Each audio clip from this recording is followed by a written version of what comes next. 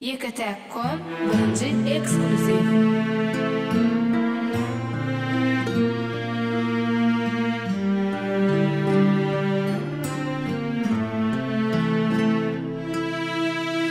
Dinle gafır aydayın men size barını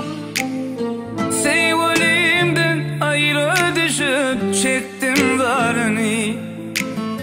Zalim pek illim ölliyse gel yarimi Aysamalam çökün gönlüm inni kim tapar Zalim pek illim ölliyse gel yarimi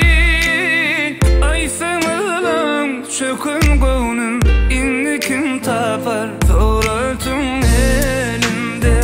sen adın dilimde Kaydıp gelsene canım gözlerim yolunda Suratyň elimde sen adın dilimde Kaydıp gelsene canım gözlerim yolunda